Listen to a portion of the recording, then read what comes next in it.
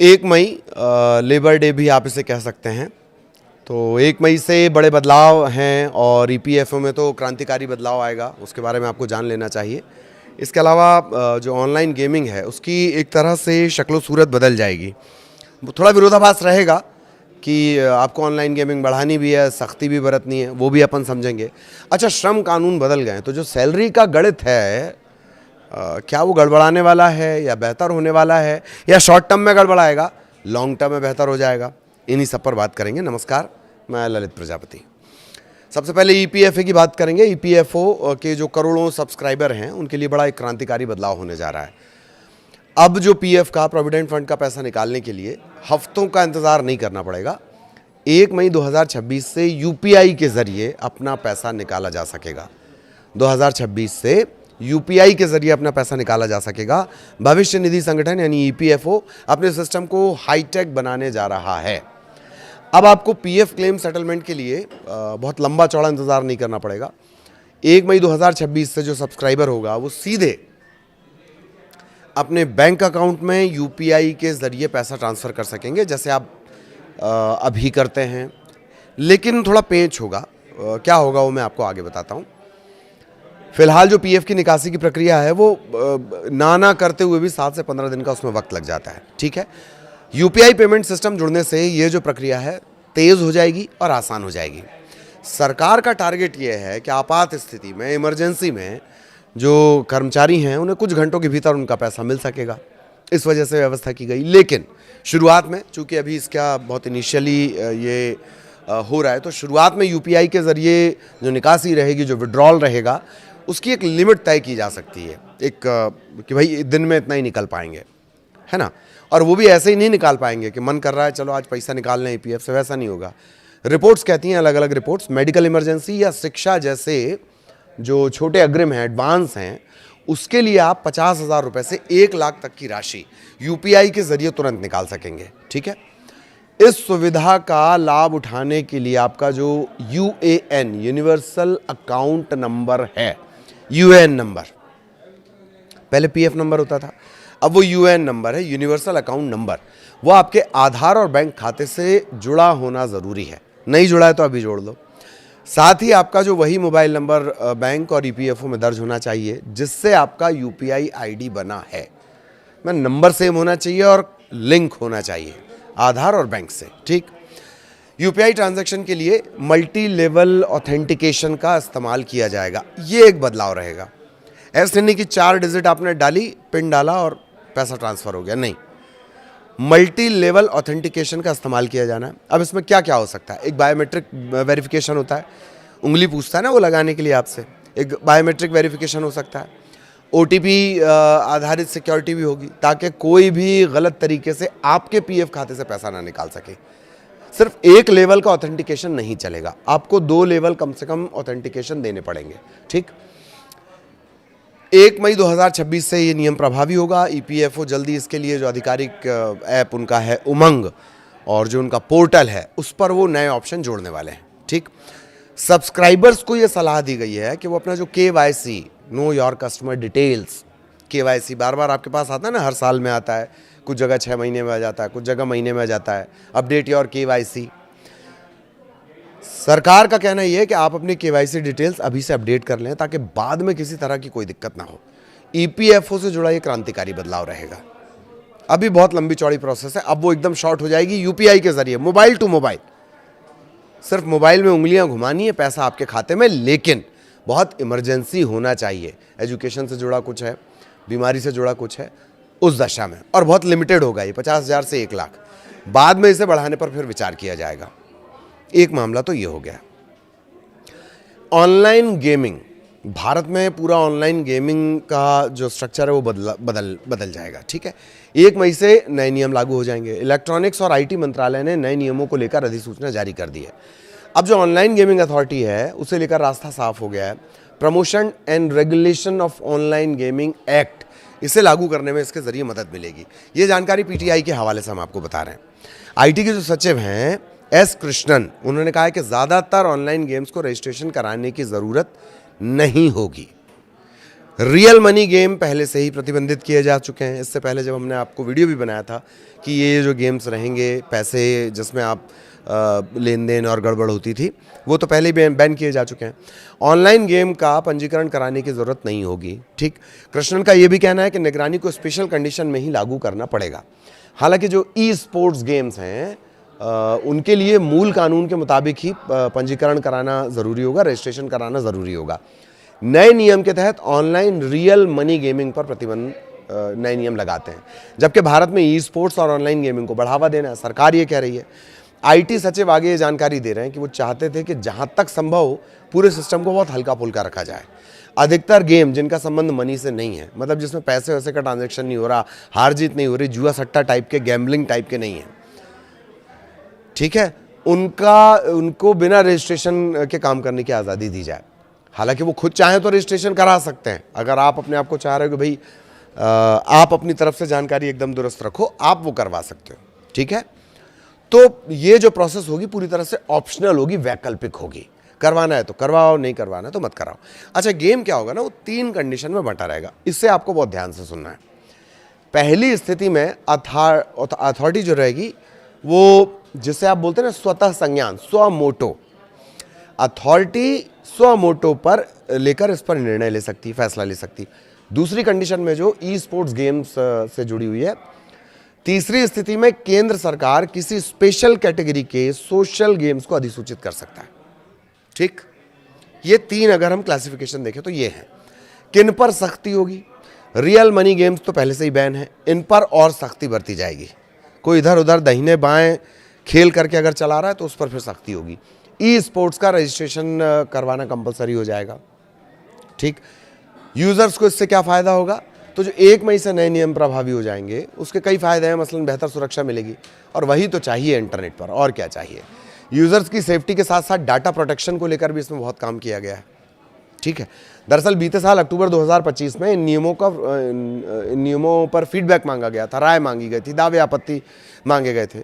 इसके बाद करीब 2,500 रिस्पॉन्स हासिल हुए थे। उनको भी कोशिश की गई है उन 2,500 रिस्पॉन्स को कि उन्हें भी रखा जाए। अच्छा, जो अगला बदलाव है वो श्रम कानून से जुड़ा हुआ है।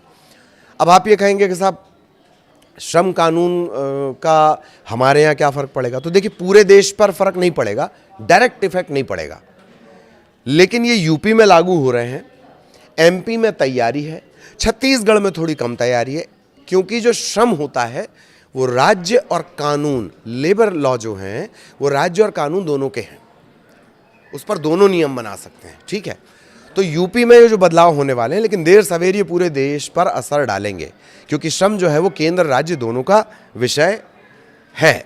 ठीक, उत्तर प्रदेश में कंपनियों में काम करने वाले श्रमिकों और जो जोमेटो, स्विगी जैसे होम डिलीवरी प्लेटफॉर्म के लिए काम करने, जिनको आप गिग वर्कर्स भी बोलते हैं, उनके लिए मई बड़ी खुशखबरी वाला रहेगा। श्रमिकों के काम के घंटे तय होंगे, ओवर टाइम पर 2 गुना पैसा दिया जाएगा, प्रोविडेंट फंड और ग्रेजुटी वगैरह में एक बड़ा बदलाव उनके लिए होगा, पॉजिटिव बदलाव होगा। यूपी की योगी आदित्यनाथ सरकार 4 नए श्रम कानूनों को मई से लागू कर रही है। हाल ही में नोएडा में फैक्ट्री में काम करने वाले श्रमिकों ने वेतन बढ़ोतरी को लेकर प्रदर्शन हुआ था, आपने देखा होगा, बहुत सारी बातें उसको निकल कर आई। वो प्रदर्शन पाकिस्तान तक पहुंच गया था, मतलब बातें इस तरह की गई, उस पर अपन नहीं जाएंगे। तो प्रदर्शन जब हुए, प्रोटेस्ट जब हुए, तो इन सब में तेज़ी लाई गई है। मीडिया रिपोर्ट्स के मुताबिक योगी सरकार श्रम कानूनों को और सरल बना रही है। इसमें कंपनियों में काम करने वालों के लिए काम के घंटे 8 घंटे तय किए गए। ठीक, और इसके ऊपर अगर अतिरिक्त आप 15 मिनट से ज़्यादा काम करते हैं, मतलब 20 मिनट भी हो गया, तो ओवर टाइम आपको 2 गुना मिलेगा।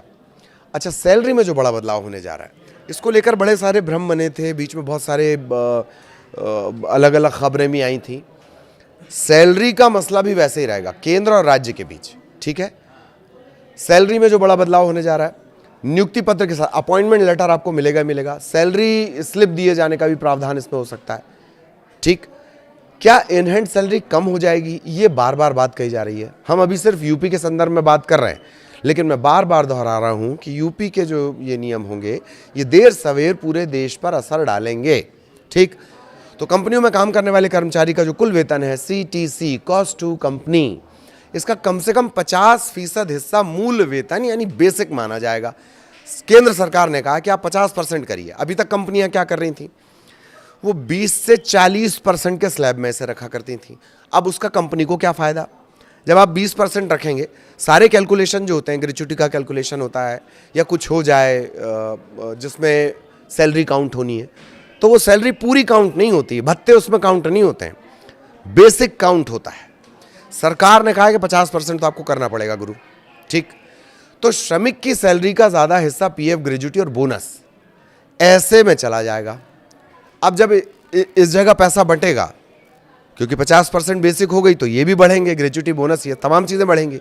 अब जब ये बढ़ेगा तो हाथ में आने वाली सैलरी थोड़ी कम हो सकती है, लेकिन यकीन जानिए ये आपके लिए बहुत फ़ायदेमंद होगा। कुल मिलाकर श्रमिकों का भविष्य इससे सुरक्षित हो जाएगा। और क्या बड़ा बदलाव, मई में जो श्रम कानून लागू हो रहे हैं उसके तहत पीएफ और ग्रेच्युटी में भी बदलाव हो रहा है।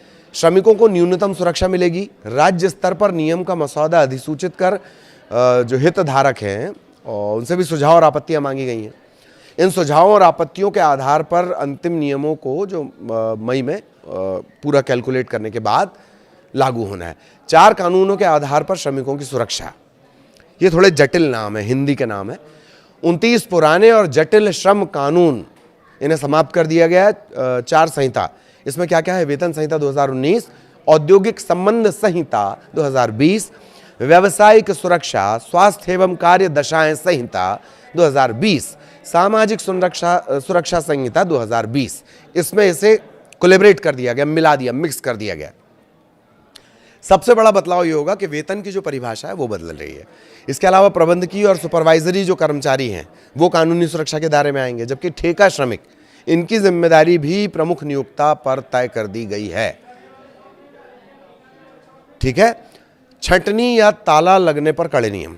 नई वेतन संहिता, नए रूल्स के हिसाब से पहली बार सभी क्षेत्रों के कर्मचारियों के लिए मिनिमम सैलरी, न्यूनतम वेतन अनिवार्य किया गया। केंद्र सरकार एक फ्लोर वेज तय करेगी, गुरु इतना तो देना ही देना है आपको एक मजदूर को। Skilled, non skilled, semi skilled, कुशल, अकुशल, अर्धकुशल, ये हमने एक वीडियो में बहुत विस्तार से समझाया है, ठीक है। 3 कैटेगरी हो गई। सरकार, केंद्र, सेंट्रल ये तय कर देगा कि मिनिमम तो इतना रहेगा ही रहेगा, राज्य उससे नीचे नहीं जा सकेंगे, उससे आगे जाना तो बहुत अच्छी बात। वेतन का जो भुगतान होगा, सैलरी हर महीने की 7 तारीख तक कंपलसरी होगी। ओवरटाइम करने पर दोगुना भुगतान करना होगा। समान कार्य के लिए समान वेतन होगा, उसमें लिंग, जाति, धर्म, इसके आधार पर भेदभाव नहीं होना चाहिए। ये पहले से था लागू, कितना सख्ती से इसका पालन किया जाएगा ये देखने वाली बात होगी। छंटनी और हड़ताल के भी नए नियम हो गए। छंटनी की स्थिति में रीस्किलिंग फंड में 15 दिन का वेतन जमा करना होगा।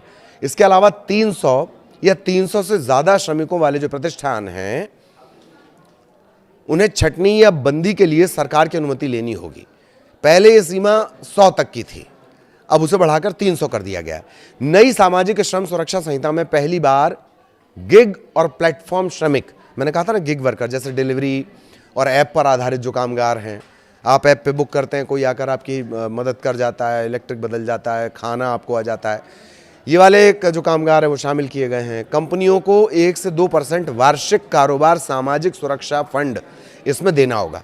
कार्यस्थल आने जाने के दौरान, अब आप दफ्तर आ रहे हैं, बड़ी जल्दी में दफ्तर आ रहे हैं, हो गया एक्सीडेंट, किसकी जिम्मेदारी? ये पहले भी था, आपको पता नहीं होगा, अब इसे सख्ती से लागू करवाया जाएगा। आप दफ्तर के लिए निकले हैं, किसी गाड़ी से निकले हैं, अपनी गाड़ी से निकले, किसी और गाड़ी से, हो गई दुर्घटना, वो कार्य से जुड़ी मानी जाएगी। नई व्यवस्था में जो निरीक्षक होगा उसकी भूमिका इंस्पेक्टर कम फैसिलिटेटर की होगी। छोटे उल्लंघन पर पहले सुधार का मौका दिया जाएगा, अगर गंभीर मामले हैं तो जुर्माना 20 लाख रुपए तक हो सकता है। नई संहिता यानी नए नियमों में सबसे बड़ी राहत की बात जो रहेगी वो एमएसएमई सेक्टर के लिए रहेगी। 300 से कम श्रमिकों वाले प्रतिष्ठानों में नोटिस और मुआवजा कंपलसरी कर दिया गया है। हड़ताल से पहले 14 दिन का नोटिस देना जरूरी है, या ये श्रमिकों के लिए नियम होगा। 20 से ज़्यादा श्रमिकों वाले संस्थानों में शिकायत निवारण समिति होना ज़रूरी है। महिलाओं को सभी शिफ्टों में काम करने की अनुमति दे दी गई है। ये भी बड़ा क्रांतिकारी परिवर्तन है। तो ये वो मोटा मोटा परिवर्तन जो 1 तारीख से लागू हो जाएंगे, इसका सीधा असर आप पर पड़ेगा। प्रत्यक्ष अप्रत्यक्ष हर कोई इससे जुड़ा हुआ रहेगा। इससे जुड़े अपडेट आगे भी आप तक पहुंचाएंगे। नमस्कार।